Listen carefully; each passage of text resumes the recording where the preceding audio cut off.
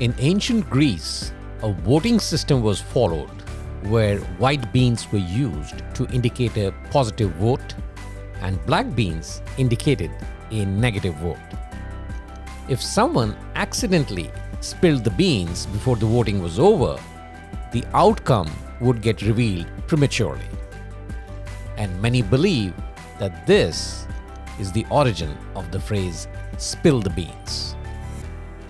Hi, you're listening to The Why in History. I am Ajay Kaul, and today we trace the origins of popular phrases in the English language. In 1801, in the Battle of Copenhagen, British Admiral Horatio Nelson was leading an attack alongside Admiral Sir Hyde Parker. At one point during the attack, Sir Parker signaled to Nelson via flags that he needed to retreat and disengage. But Nelson did not agree. He was convinced that if he continued to push forward, he would prevail. So what did Nelson do? He held the telescope to his blind eye, which prevented him from seeing the signal from Sir Parker. And this, many believe, is the origin of the phrase, turn a blind eye. In the battle, though, Nelson's will prevailed and he scored a decisive victory. These serpents slay men and eat them weeping, and they have no tongue. This was a description of crocodiles in the 14th century book, The Travels of Sir John Mandeville. Here the author inaccurately suggested that crocodiles shed tears while they killed and consumed their prey. But the world believed him, and this observation found its way into the works of William Shakespeare, making crocodile tears an idiom as early as the 16th century. During the Civil War, a man named Henry Verse was a commander of a Confederate military prison in Andersonville, Georgia. This prison had no gates around the perimeter, but there was a line around the interface of the wall enclosing the prison. And if you were to step over it, you were likely to be shot. It was the deadline. As of 1893, the meaning of deadline was expanded to mean a date or time by which something had to be done or completed. But by 1919, it meant the absolute last minute when a copy could be sent to the printer in American newspaper jargon. The idea of resting on your laurels dates back to leaders and athletic stars of ancient Greece. Apollo, the god of music, prophecy, and poetry, was usually depicted with a crown of laurel leaves, and the plant eventually became a symbol of status and achievement. Victorious athletes at the ancient games received wreaths made of laurel branches, and the Romans later adopted the practice and presented wreaths to generals who won important battles. Venerable Greeks and Romans, or laureates, were thus able to rest on their laurels by basking in the glory of past achievements. Only later, the phrase took on a negative connotation, and since the 1800s, it has been used for those who are overly satisfied with past triumphs. Did you wake up on the wrong side of the bed? Well, traditionally, the left side of the body has been associated with bad luck in many cultures, and the right side has been associated with good luck.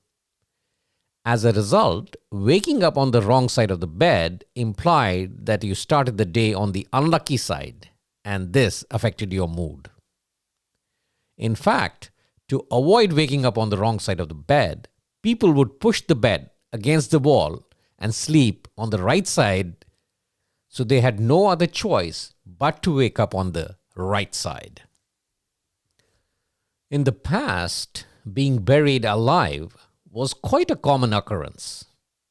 So common that people who were terrified of accidental entombment could ask to be buried in a special coffin that contained a bell atop the casket. If the person were to wake up in the coffin, they could ring the bell and be rescued. And hence the phrase, saved by the bell. Before there were jaywalkers, there were jay drivers. The horse carriage drivers who drove on the wrong side of the road were termed jay drivers.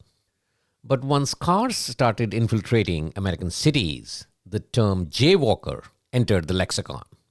By calling someone jay, people implied that they lacked awareness, not only about pedestrian safety, but also about societal norms governing urban living.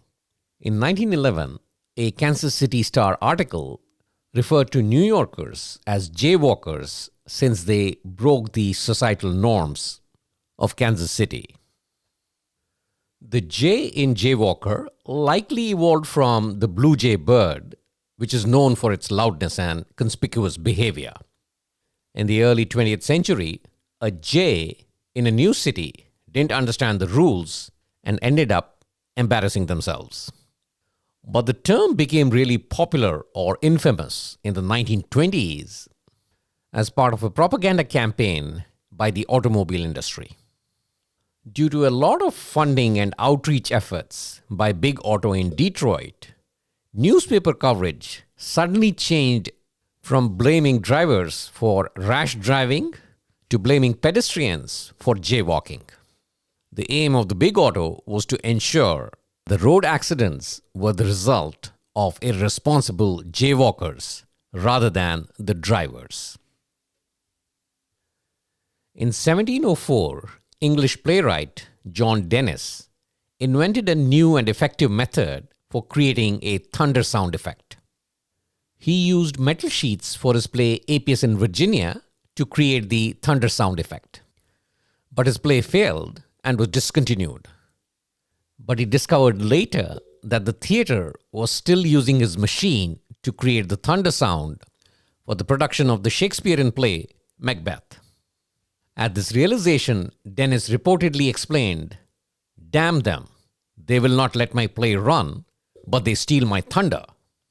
The incident was noted in the lives of the poets of Great Britain and Ireland and began to be used to depict taking credit for another's work or lessen the impact of someone's actions by doing them first.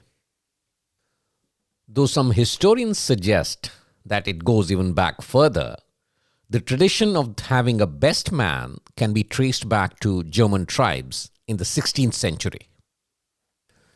During those times, it was customary and even preferable for a man to marry a woman within his own community. But when the community ran out of women the bachelors could marry, the groom would seek out and capture a bride from a neighboring community. Now, this operation was not a one-man job, so the groom would be accompanied by a male companion to assist in this operation. And the person the groom picked was the best man available based on his strength, courage, and loyalty to make this operation a success. After the groom and the best man had returned with a bride for the groom, there remained a real threat that the bride's family could attempt to obtain her return forcibly. So the best man remained at the groom's side throughout the marriage ceremony, alert and well-armed. And he continued his duties well after the ceremony by standing guard as sentry outside the newlyweds' home. The guarding duties of the best man underwent a lot of change over the centuries and now are restricted to just safeguarding the ring. The phrase, "let the cat out of the bag," originates from a 16th century market scam. At the markets in the medieval times, farmers would buy small livestock like piglets, chickens, ducks in a sack. But some unscrupulous sellers would quietly swap these costly animals for the inexpensive cat. The unsuspecting purchaser would then take the unopened sack home and find that he'd been cheated when he let the cat out of the bag. That is, he revealed the con. So the revelation of the con came to be referred as letting the cat out of the bag. The idiom to eat humble pie originates from 14th century England. The humble pie was a dish made from the leftover inner parts of an animal, notably the deer. So while the lords and the ladies ate the venison, the servants ate the humble pie, which was made from the leftover liver, heart, and entrails of the deer. Over time, the H was added to create humble pie, and by the 1830s, the phrase to eat humble pie was used in literature to signify being forced to lower one's tone or accept a lowly position. In the 16th century, smaller vessels were sent ahead of the big ships to break up ice on frozen rivers so that the ships could move. Subsequently, Erasmus in 1528 and Shakespeare in The Taming of the Shrew in 1590 popularized this phrase to signify overcoming initial obstacles in a difficult task. In the 17th and 18th century naval warfare, ships used colors via flags to identify their nationality. Pirates or warships would often sail under false colors to deceive enemies, only revealing their true colors just before attacking. And this phrase gradually became popular in literature to describe someone revealing an unpleasant, previously hidden side of themselves. In medieval England, welcome guests were served a hot, freshly cooked meal to show off friendly hospitality. However, if the guests overstayed or were not welcome, they would be served a cold shoulder of mutton or pork, a poor leftover cut. And this phrase subsequently got incorporated into English literature to represent the literal act of turning one's back or shoulder on someone to avoid engagement. The term nest egg refers to savings or financial reserve, but it originated in 17th century from the farming practice of placing a real or artificial egg into a hen's nest to encourage the hen to lay more eggs. And this decoy encouraged the hen to return to the same spot to lay more eggs. Gradually, the nest egg became associated with the idea of a small foundational amount of money set aside to grow into a larger sum. Why is a baker's dozen 13? Well, in medieval England, there were laws that related the price of bread to the price of wheat used to make it. Bakers who were found to be cheating their customers by overpricing undersized loaves were subject to strict punishment, including fines and flogging. Now, because of fluctuations in rising in baking and air content, the bakers realized that it was difficult to ensure that all your baked goods came out the same size. And at that time, the bakers didn't even have scales to weigh their dough. So to avoid getting fined or flogged later, the bakers began to throw in a bit extra into the bread. Extra meaning an extra slice or an extra bun to ensure that the required weight was met. Getting off scot-free means to escape without punishment, penalty, or consequences for a wrong action. In medieval England, scot referred to a local tax that needed to be paid to a lord, a sheriff, or a village. So if someone avoided paying this tax, they were considered scot-free. By the 16th century, though, the meaning broadened from avoiding financial payment to avoiding any form of penalty, blame, or consequences for a crime or bad act. The word gauntlet comes from the French word gantelet and refers to the heavy armored gloves worn by knights during medieval times. In those times, chivalry and personal honor were paramount. So throwing a gauntlet at the feet of an enemy or opponent was considered a grave insult that could only be answered with personal combat.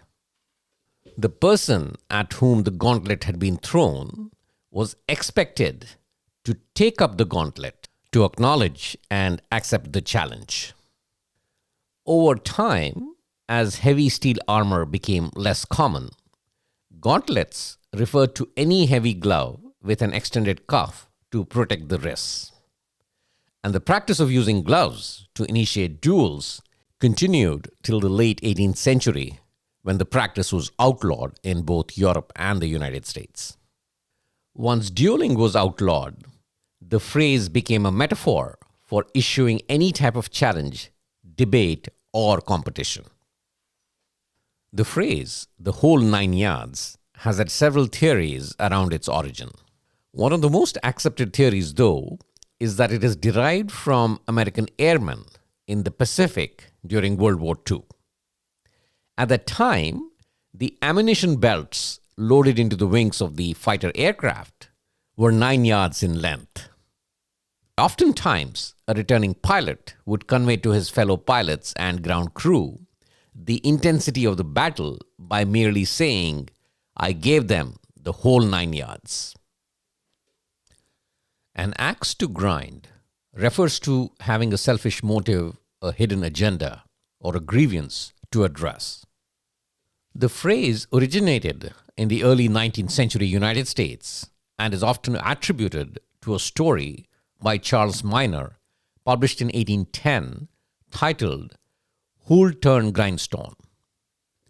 In the story, a man flatters a young boy, persuading him to turn a grindstone so that he can sharpen his axe. The boy misses school, and after doing the hard work, is laughed at and scolded by the man instead of being rewarded. This leaves the boy with a grudge or an axe to grind. Over time, the phrase evolved to mean pursuing a hidden or personal agenda or a selfish interest. When you're in a state of extreme happiness or bliss, you're either on cloud 9 or in seventh heaven. The phrase "in seventh heaven" originates from ancient religious and cosmological traditions, specifically Jewish, Babylonian, and Islamic, which believed that the sky was composed of 7 distinct layers, with the 7th being the highest, most divine, and home to God. But despite its roots in ancient times, the phrase was not used in English till the 1800s. In 1896, the International Cloud Atlas classified various types of clouds, with cumulonimbus being the tallest, fluffiest, and reaching up to 30,000 feet, being listed as the 9th type. And because of this, the phrase came to symbolize being at the peak of existence or on top of the world. This phrase was further popularized in the 1950s by the radio show Johnny Dollar, where the hero was often transported to Cloud 9 after being knocked unconscious. And later, hits like the Temptations' 1969 song, Cloud 9, helped cement its place in modern English. And from such heights of Cloud 9, we end this section of the program. On to the quiz section.